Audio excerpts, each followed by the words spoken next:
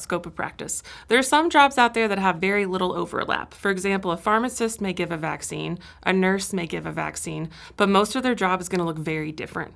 Nursing is unique because you're going to work on a team with a lot of other people, this nursing team, and everyone's going to have a lot of overlap in their scope of practice. So it's the nurse's job to figure out how we can leverage the strengths and the scope of practice of other people on the team to make sure we're efficiently taking care of our patients.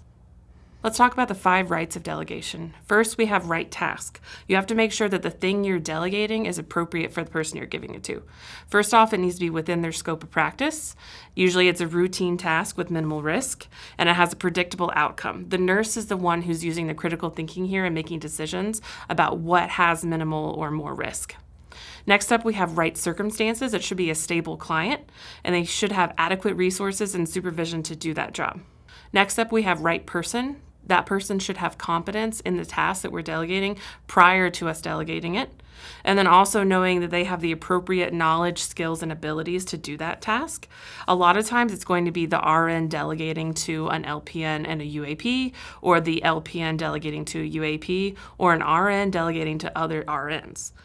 Next up, we have the right direction and communication. We need to be giving clear instructions, including the time frame. You can't just say, hey, go grab me some vital signs. Say I need it within 10 minutes.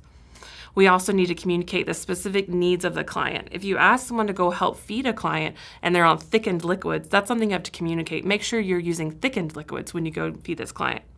And then also having the other person verbalize their understanding of what the task is, and then giving them the opportunity to ask questions, maybe just saying hey, what did you hear me say?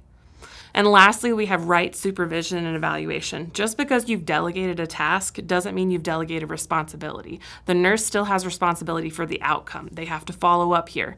So we need to monitor, evaluate, and then intervene as needed, and then provide feedback after the task. So let's talk more in detail about the individual roles of people on the nursing team. First off, we have the registered nurse. Their scope of practice has a lot to do with assessments and then initiating care. For example, it's the registered nurse's responsibility to create and update the nursing care plan. It's also their responsibility to initiate the beginning teaching and then also to provide the initial discharge teaching. Clinical judgment comes into play a lot here. All the things we do here are based on our initial assessments and then ongoing reassessments as the patient's condition is pretty dynamic. Prioritizing client care is another big piece of the RN's role.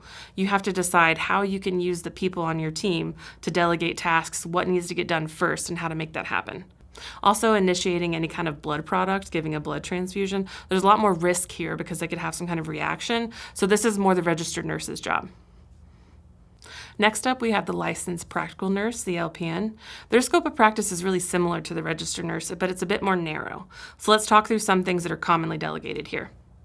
First off, medication administration. You have to consider that permissions vary often by facility, by the area you're working in, so you have to be cognizant of that. They are often administering routine medications and usually cannot perform an IV push medication.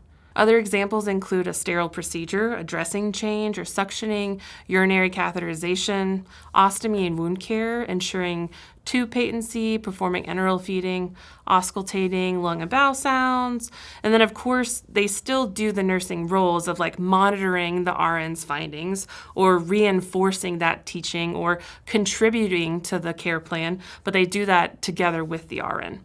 But just remember, the RN can still perform any of these tasks. That's the whole point of delegation, is that you still maintain responsibility and know how to do this, but you delegate it for efficiency. So say the LPN is busy giving a whole bunch of routine medications, the RN can still go perform a dressing change. The RN is unique in that we're all going on the same highway, but the RN has an all-access pass to all the lanes. Next up, we have the unlicensed assistive personnel, and we know this phrasing sounds a little odd. Let's just stick with UAP. When you're actually in practice, you're going to hear a lot of different words like probably a nurse tech, patient care tech. But let's stick with UAP. Talking about the UAP, they have one of the most unique roles because it really is so facility dependent. They don't have a license, so this means that they get trained in the tasks they're going to do when they get to the job. So let's talk about some specific examples of things they commonly do. First up, we have activities of daily living, maybe just helping the patient brush their hair or change their clothes. And then client hygiene, giving baths, helping with showers, changing bed linens. Also routine vital signs, again, for a stable client. Right after you hang a blood product, it's not going to be the UAP taking vital signs. Also, emptying, measuring, and recording output. Notifying the RN of change in client status. This is a great opportunity to say to the UAP, hey, let me know if this happens in case you're concerned about something. Also, skincare, maybe applying an ointment to help with incontinence, like a moisture barrier. This kind of goes hand in hand with hygiene. Also, measuring a weight or abdominal girth, repositioning in bed, and then also commonly ambulating or walking in the hallways. UAPs often also transport specimens like blood or stool to the laboratory, other bodily fluids, and they may also be picking up blood products that you're going to administer. Let's talk a bit more about evaluation. This is one of those critical pieces of delegating. Like we said, the nurse is still accountable for anything that's delegated. We need to make sure these tasks are completed and check for accuracy and completion. We also need to give feedback, talk about the strengths and weaknesses, what could be improved, what are some opportunities to do better next time. Also, providing feedback and giving positive reinforcement. Most likely, these are the people you work with every day. It's so helpful to have positive relationships with your colleagues here. And then evaluating how quickly and effectively goals are completed. This plays in a lot to time management. There are some tasks that are a lot more time sensitive than others. Lastly, let's talk about time management. This is so important and underlies everything we do as a nurse. And effective delegation can really help make time management more efficient. Some of the important things include identifying tasks and activities for completion. You can make a list, pick out the things that are your highest priority and put stars by them. Set goals and time frames, and of course, always remember to finish one task before proceeding to the next.